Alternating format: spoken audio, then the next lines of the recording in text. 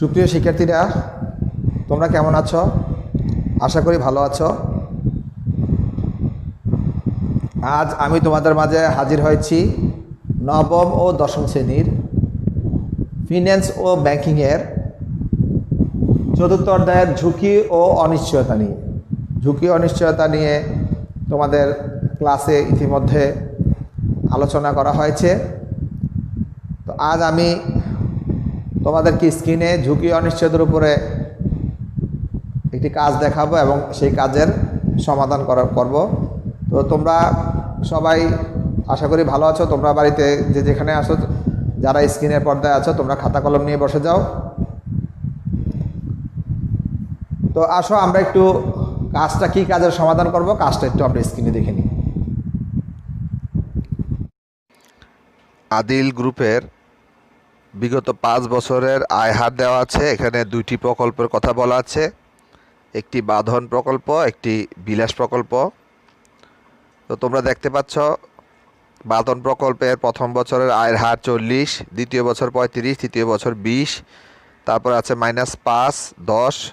বিলাস প্রকল্পে আছে 20, 25, 30, 15, 10। এখন আমরা আজকে যা করব, প্রথমে আমরা করব বাঁধন প্রকল্পের আদর্শ বিচ্যুতি নির্ণয় করব। তারপর ঝুঁকি বিবেচনা করে কোন প্রকল্পটি বন্ধ করে দেওয়া উচিত আমরা সেটা বের করব। তো ঠিক আছে, চলো তাহলে আমরা এখন এই কাজের সমাধান করি।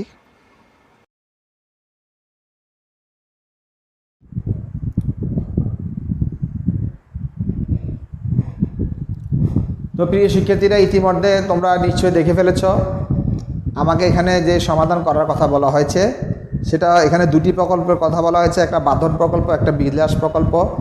দুটি প্রকল্পের মধ্যে কোন প্রকল্পটি বন্ধ করে দেওয়া উচিত বলে তুমি মনে করো? তোমাকে এ ধরনের প্রশ্ন করা হয়েছে। তো আমাকে এটার উত্তর বের করতে হলে আমাকে প্রথমে যে কাজটি করতে হবে, আমাকে দুটি প্রকল্পের আদর্শ বিচ্যুতি নির্ণয় করতে হবে। তো আদর্শ বিচ্যুতি নির্ণয় করতে হলে আমাকে যে কাজটি করতে হবে, প্রথমে দেখো আমি এরকম তোমরা স্ক্রিনে সবাই দেখতে পাচ্ছ, আমি একটি ঘর করেছি। এখানে বছর, এখানে আয়, শতকরা দেওয়া আছে, পার্সেন্টেজ, গড় থেকে ব্যবধান, ব্র্যাকেটে দেওয়া আছে আয় বিয়োগ গড়, ব্যবধানের বর্গ, আয় বিয়োগ গড়ের বর্গ। তোমরা এরকম একটা ঘর করে নাও। তো আমরা প্রথমেই বাঁধন প্রকল্পের আদর্শ বিচ্যুতি নির্ণয় করব। আমরা এখানে লিখব বাঁধন প্রকল্পের আদর্শ বিচ্যুতি নির্ণয়।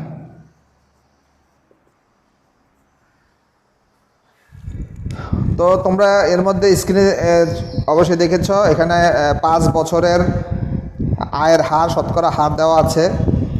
তো আমরা এখানে বছরের ঘরে লিখব 1, 2, 3, 4, 5। তো বাঁধন প্রকল্পে তোমার প্রথম বছরে দেওয়া আছে 40, তারপরের বছর দেওয়া আছে 20, তারপরের বছর দেওয়া আছে এটা হবে 35, দ্বিতীয়টা হবে 35, তারপরটা 20, তারপরটা হলো -5, তারপরটা হলো 10। তো এখানে বাঁধন প্রকল্পে 1 থেকে 5 বছরের আয়ের শতকরা হার আমরা প্রশ্নে যেভাবে দেয়া আছে আমরা এইভাবেই লিখে ফেলেছি। তারপরে বলা আছে গড় থেকে ব্যবধান। তো এখন আমি গড় থেকে ব্যবধান করতে হলে আমাকে আগে গড় বের করতে হবে। তো তোমরা গড়ের নিয়ম অবশ্যই জানো। আমরা গড় করতে হলে আমরা ছোটো থাকতে থেকে আমরা শিখেছি রাশি সমষ্টি ভাগ রাশি সংখ্যা। অর্থাৎ আমার এখানে যে সংখ্যাগুলো আছে আমি এগুলো যোগ করব। তো এখানে আমার 5টা সালের আয় দেওয়া আছে, আমি এখানে 5 দিয়ে ভাগ করব। ঠিক আছে? তো আমি এখানে প্রথমে যোগফল নির্ণয় করি। আমার যোগফলটি হচ্ছে 10, 20 10 30, 30 আর 35 65, 65 আর 40 105। যেহেতু -5, 105 বিয়োগ হলে তোমার যোগফল হবে 100। তো তোমরা নিশ্চয়ই বুঝতে পেরেছ আমি এখানে এই 5টা সংখ্যার যোগফল বের করেছি। যোগফল হয়েছে 100। এখন আমি গড় বের করব, গড় আয় 100 ভাগ 5। তো আমি 5 কোথা থেকে আনছি তোমরা নিশ্চয়ই বুঝতে পেরেছ। যেহেতু এখানে 5টি সংখ্যা, এই জন্য আমি এটাকে 5 দ্বারা ভাগ করলাম। তো 100কে 5 দিয়ে ভাগ করলে হয় 5 20 100। তো শিক্ষার্থীরা তোমরা নিশ্চয়ই বুঝতে পেরেছো, এখানে আমার গড় হয়ে গেল 20। তারপর আমার এখানে যে কথাটি বলা আছে, গড় থেকে ব্যবধান। আমার এখানে বলা আছে গড় থেকে ব্যবধান, অর্থাৎ আমার এখানে সংখ্যাটি 40, গড় হলো 20। তোমরা লক্ষ্য করো, প্রথম বছরে আমার আয় হলো 40, আয়ের হার 40, আর আমার গড় কত 20। এখন আমি এই 40 থেকে যদি আমি 20 বিয়োগ করি, তাহলে আমার ফল দাঁড়াচ্ছে 20। 35 থেকে যদি আমি 20 বিয়োগ করি, ফল দাঁড়াচ্ছে 15। আমি 20 থেকে যদি 20 বিয়োগ করি, তাহলে রেজাল্ট আসতেছে 0। আমি -5 থেকে যদি 20 বিয়োগ করি, তোমরা নিশ্চয়ই বুঝতে পারছো, আমি 40 থেকে আমার গড় 20 বিয়োগ করলাম, এই 35 থেকে 20 বিয়োগ করলাম, 20 থেকে এই গড়ের 20 বিয়োগ করলাম। এখন আমার এখানে আছে -5। তো -5 থেকে -20 বিয়োগ করবো, তোমরা নিশ্চয়ই বুঝতে পারছো এটা ফল কী হবে, -25। 10 থেকে 20 বিয়োগ করলাম, হবে -10। তো প্রিয় শিক্ষার্থীরা, তোমরা নিশ্চয়ই বুঝতে পেরেছো। আমি তারপরে এই কলামটি আরেকবার একটু আলোচনা করছি। আমার এখানে আয়, যেটা আমার প্রশ্নে দেওয়া আছে, 40, 35, 20, -5, 10। আমি এগুলোর যোগফল বের করেছি, কারণ যেহেতু আমাকে গড় বের করতে হবে। এরপর আমি কি করছি, এখানে গড় বের করতে 100কে, এখানে আমার যোগফল হচ্ছে 100, আর যেহেতু 5টা বছরের বা 5টি সংখ্যা, এখানে 5 দিয়ে ভাগ দেওয়াতে 5 20 120। এখানে আমার এই কলামে আছে গড় থেকে ব্যবধান, তাহলে আমার গড় হলো 20, গড় থেকে আমার ব্যবধান কত, এখানে আমি দেখে লিখেছি আয় বিয়োগ গড়। তাহলে আমার এখানে আয় 40, আয় 35, আয় 20, আয় -5, আয় 10, আর গড় হলো সবগুলোই, গড় হলো 20। এবার এখান থেকে বিয়োগ করার পর তোমার এই ফলটা এসেছে। এখন এখানে একটা জিনিস দেখো, ব্যবধানের বর্গ লেখা আছে। তাহলে আমার এখানে ব্যবধান কত, এখানে ব্যবধান হলো 20। তো 20-এর বর্গ কত হয়, আমি 20কে 20 দিয়ে গুণ দিব, তোমরা নিশ্চয়ই জানো। তাহলে 20কে 20 দিয়ে গুণ দিলে হয় 400। এখানে 15 আমি বর্গ করব, 15কে 15 দিয়ে গুণ দিলে হয় 225। তারপরটা আছে 0, তো 0-এর বর্গ তো তোমার 0ই হয়। তারপরটা আছে -25। তো তোমরা একটা জিনিস জানো যে তোমরা বীজগণিতের অঙ্ক ইতিপূর্বে করেছো, তো -25, যেহেতু এখানে -25 বর্গ করলে আমি তো -25কে -25 দিয়ে গুণ দিব, তখন মাইনাসে প্লাস হয়ে যাবে, অর্থাৎ গুণফলটা যাই হয় সেটা যোগ হয়ে যাবে, হবে 625। তারপর আছে -10, 10 10 100। তো নিশ্চয়ই তোমরা বুঝতে পেরেছো, আমার এখানে যেই ব্যবধানটাই 20, 15, 0, -25, -10, এটাকে আমি কি করলাম, এই সংখ্যাটা বর্গটা আমি এখানে লিখেছি। তোমরা নিশ্চয়ই বুঝতে পেরেছো। এখন আমি যে কাজটা করব, ব্যবধানের বর্গের যোগফল বের করব, অর্থাৎ আমার এখানে যে ব্যবধানের যে বর্গটা বের করেছি, এটার যোগফলটা আমি বের করব। তো যোগফল 5 এ 5, 10-এর 0 হাত থাকে 1, 2-কে 3, 3-এ 5, 1, 6-কে 7, 8, 9, 9, 4, 13। তা আমার এখানে হয়েছে তোমার 1350। এখন আমি বের করব ব্যবধানের বর্গের গড়।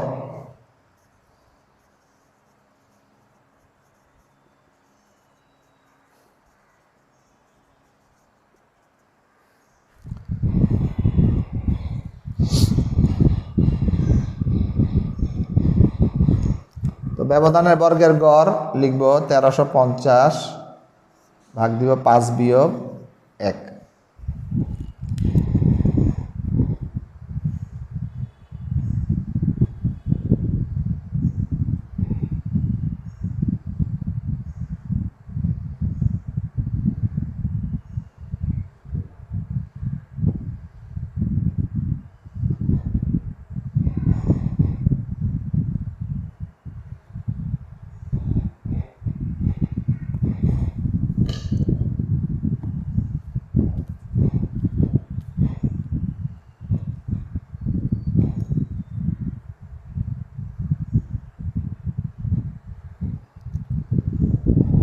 তো শিক্ষার্থীরা তোমরা বুঝতে পারছো। এখন আমি যদি এটা বের করি, এটা হয় 337.5, 337.5। এখন আমাকে আদর্শ বিচ্যুতি নির্ণয় করতে হবে। তো বাঁধন প্রকল্পের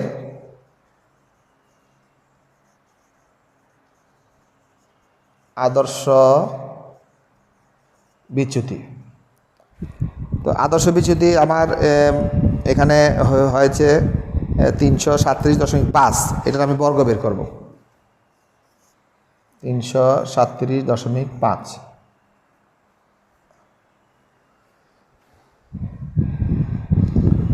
তো আমি এটার বর্গমূল বের করব। এটা বর্গমূল যদি আমি বের করি হয় 18.37%। 18.37%।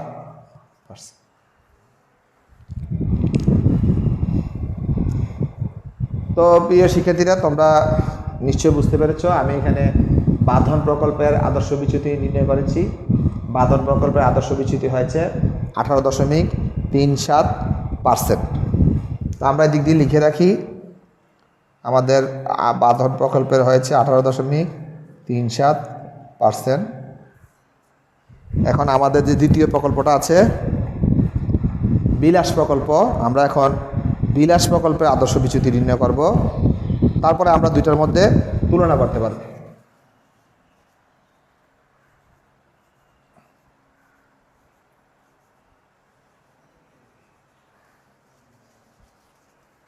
আমি আগেরগুলো মুছে ফেলছি, তোমরা এরকমভাবে আরেকটা ঘর করে নিবে।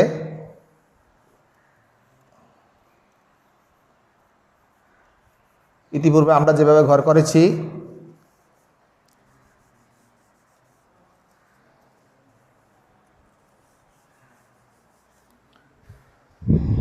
যেহেতু এখানে বছর 5টা, আমার 5 বছরের বলা আছে, 5 বছরের আয় দেওয়া আছে। তো আমার এই প্রকল্পের নামটা হলো বিলাস প্রকল্প। আমি সময় সাশ্রয়ের জন্য ঘর আরেকবার করলাম না, এই ঘরটাকে আমি ব্যবহার করছি। বিলাস প্রকল্পের আদর্শ বিচ্যুতি নির্ণয় করব আমি এখানে। তো বিলাস প্রকল্পের আমার প্রথম বছরে দেওয়া আছে 20, তারপর 25, তারপরে দেওয়া আছে 30, তারপরে দেওয়া আছে 15, তারপরে দেওয়া আছে 10। তোমরা ইতিমধ্যে এটা স্ক্রিনে দেখেছ। তা আমরা ইতিপূর্বে যেভাবে করেছি একই নিয়ম। আমরা এখানে কি করব, যোগফল বের করব। তো যোগফল বের করলে 5 5 10 শূন্য হাত থাকে 1 1 2 2 3 3 3 6 6 2 8 8 2 10। এটারও যোগফল হয়েছে তোমার 100। তো গড় আয় 100 ভাগ 5, 5 20 100। তাহলে গড় হচ্ছে একই নিয়ম, যেহেতু এখানে 5টা সংখ্যা যোগফল, এই জন্য আমরা 5 দিয়ে ভাগ করেছি। এখানে বলা আছে গড় থেকে ব্যবধান আয় বিয়োগ গড়। তো আমার এখানে আয় হলো 20, এখানে আয় হলো 25, এখানে আয় 30, এখানে আয় 15, এখানে আয় হলো 10, আর গড় হয়েছে আমার 20। তো 20 থেকে আমি 20 বিয়োগ করলে হয় 0, 25 থেকে 20 বিয়োগ করলে হয় 5, 30 থেকে 20 বিয়োগ করলে হয় 10, 15 থেকে 20 বিয়োগ করলে হয় -5, 10 থেকে 20 বিয়োগ করলে হয় -10। তো তোমরা নিশ্চয়ই বুঝতে পেরেছ আমি কি করেছি। এই আয়টা আমি এখানে লিখেছি, লেখার পর এই আমার যে গড়টা আমি প্রতিটা সংখ্যা থেকে বিয়োগ করেছি। বিয়োগ করার পর আমি বিয়োগফলটা পেলাম। এরপরে তোমরা ইতিপূর্বে দেখেছো আমরা এখানে ব্যবধানের বর্গ, এটা হলো আমার ব্যবধান। এখান থেকে এখানে ব্যবধান 0, এটা থেকে এখানে ব্যবধান 5, এটার বর্গ করলে কত হয় সেটা আমরা এখানে লিখব। তো এখানে 0 তো 0ই হবে, 5-এর বর্গ 5 5 25, 10-এর বর্গ 10 10 100। এখানে যেহেতু -5 5 5 25, -7 সেটা প্লাস হয়ে যাবে, 10 10 10 100, -7 প্লাস হয়ে যাবে। তোমরা নিশ্চয়ই বুঝতে পেরেছ। এখন আমরা এটা যোগফল বের করব। 5 5 10 0 হাতে থাকে 1, 2 1 3 3 2 5, 1 1 2। তো আমার এখানে যোগফল হলো তোমার 250। তো ব্যবধানের বর্গের গড় আমরা বের করব। ইতিপূর্বে আমরা যেভাবে বের করেছি 250, নিচে লিখব 5 বিয়োগ 1, তো এটা হয় তোমার ফল দাঁড়ায় 62.50, 62.50। তো আমরা এই প্রকল্পটা হলো বিলাস প্রকল্প। তাহলে বিলাস প্রকল্পের আদর্শ বিচ্যুতি আমরা এখন বের করব, এটার বর্গমূল বের করব 62.50। তো 62.50 বর্গমূল বের করলে হয় 7.91%। তো প্রিয় শিক্ষার্থীরা, আমরা আবার একটু চোখ বুলিয়ে নেই। আমরা ইতিপূর্বে বাঁধন প্রকল্পের আদর্শ বিচ্যুতি নির্ণয় করেছিলাম, 18.37 হয়েছিল। এখন বিলাস প্রকল্পের আমরা আদর্শ বিচ্যুতি নির্ণয় করেছি, হয়েছে 7.91। তো আমাকে যেই প্রশ্নটি করা হয়েছিল বা তোমাদের জন্য যে প্রশ্নটি রাখা হয়েছিল আমাদের এই কাজের শেষের দিকে, যে কোন প্রকল্পটি বন্ধ করে দেওয়া উচিত বলে তুমি মনে করো। তো এখানে যদি আমরা দুইটা প্রকল্প বিশ্লেষণ করি, তোমার দেখা যাচ্ছে একটা প্রকল্পে আমার 18.37 আদর্শ বিচ্যুতি, আর একটা প্রকল্প হলো 7.91। তো আদর্শ বিচ্যুতি তোমার মূলত পক্ষে কী বোঝায় আমরা ইতিপূর্বে আলোচনা করেছি। এটা হলো একটা প্রকল্পের ঝুঁকির পরিমাণ নির্দেশ করে। আদর্শ বিচ্যুতি কী নির্দেশ করে শিক্ষার্থীরা? ঝুঁকির পরিমাণ। তো আমাদের যেই প্রকল্পে ঝুঁকি বেশি আমরা সেই প্রকল্পটা রাখা যুক্তিযুক্ত মনে করব না। আমরা যদি দেখি যে এখানে ঝুঁকির পরিমাণ বেশি, দুইটা প্রকল্পের মধ্যে যেটার মধ্যে বেশি, আমরা সেই প্রকল্পটি বন্ধ করে দেব। তো আমরা এই অঙ্কটাতে আমরা শেষের দিকে বা এই প্রশ্নের উত্তর শেষের দিকে আমরা যে জিনিসটি আমাদেরকে লিখতে হবে, আমরা লিখব যে বাঁধন প্রকল্পে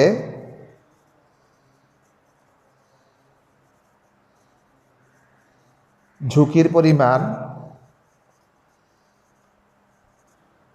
18.37, বা আমরা এটা লিখতে পারি বাঁধন প্রকল্পের আদর্শ বিচ্যুতি পরিমাণ, আদর্শ বিচ্যুতির পরিমাণ 18.37%। আর বিলাস প্রকল্পে পেলাম আমরা কত? বিলাস প্রকল্পে আদর্শ বিচ্যুতি 7.91%। তো দুটার মধ্যে তুলনা করলে দেখা যায়, আমরা তুলনা করলে দেখা যায় কোন প্রকল্পের ঝুঁকির পরিমাণ বেশি? বাঁধন প্রকল্পের ঝুঁকির পরিমাণ বেশি। তুলনা করলে দেখা যায় বাঁধন প্রকল্পে ঝুঁকির পরিমাণ বেশি। এখন আমাকে প্রশ্ন করা হয়েছিল কোন প্রকল্পটি বন্ধ করে দেওয়া উচিত বলে তুমি মনে করো। তাহলে আমরা লিখব সুতরাং বাঁধন প্রকল্পটি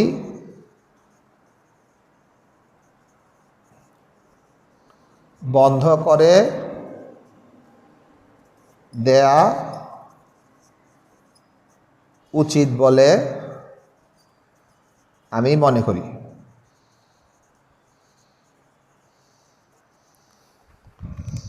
তো শিক্ষার্থীরা, প্রিয় শিক্ষার্থীরা, তোমরা আশা করি বুঝতে পেরেছ। আমাদেরকে যখন আদর্শ বিচ্যুতি নির্ণয় করতে বলবে তখন আমরা দুইটা প্রকল্পের মধ্যে আমরা বিবেচনা করে দেখব যে যে প্রকল্পে আদর্শ বিচ্যুতি বেশি সেই প্রকল্পে আমরা ধরে নেব ক্ষতির পরিমাণ বেশি। যে প্রকল্পে ক্ষতির পরিমাণ বেশি সেই প্রকল্পটি আমরা বন্ধ করে দেওয়ার জন্য আমরা যুক্তি বলে মনে করি আমরা সর্বশেষে লিখে দেব। তো তোমরা আশা করি আজকে এই অঙ্কটি বুঝতে পেরেছ। তোমাদের যদি কোনো প্রশ্ন থেকে থাকে তোমরা আমাদের ফেসবুক পেজে তোমরা প্রশ্ন করবে, আমরা তোমাদের প্রশ্ন উত্তর দেওয়ার চেষ্টা করব। এখন তোমাদের জন্য একটি ছোট্ট বাড়ির কাজ আছে, তোমরা বাড়ির কাজটি খাতায় উঠিয়ে নাও। জামান সাহেব 5 বছর পূর্বে কণা ও দিনা নামে দুইটি প্রকল্পে অর্থ বিনিয়োগ করে। প্রকল্প দুটি থেকে 5 বছরের প্রাপ্ত আয়ের হার নিম্নরূপ। তো তোমরা দেখতে পাচ্ছ কণা প্রকল্পে প্রথম বছরে 10, তারপরে 12, তারপরে 18, তারপরে 14, তারপরে 11, এগুলা শতকরা হিসাবে আয়ের হার। দিনা প্রকল্পে আছে 9, 14, 21, 8, 13। তো আজকে আমরা যেভাবে তোমাদেরকে বুঝিয়েছি কিভাবে আদর্শ বিচ্যুতি নির্ণয় করতে হয়, সেই হিসাবে তোমরা যে কাজটা বাসায় করবে, প্রথমে কণা প্রকল্পের আদর্শ বিচ্যুতি নির্ণয় করবে। তারপরে তোমাদের জন্য কাজ দেওয়া আছে ঝুঁকি বিবেচনা করে কোন প্রকল্পটি বন্ধ করে দেওয়া উচিত। তো সেই ক্ষেত্রে তোমরা দিনের প্রকল্পেরও আদর্শ বিচ্যুতি নির্ণয় করবে। নির্ণয় করার পর যে প্রকল্পের ঝুঁকি বেশি, তো তোমরা লিখবে যে ওই প্রকল্পটি বন্ধ করে দেওয়া উচিত। আশা করি বাড়ির কাজটি তোমরা খাতায় তুলতে পেরেছো।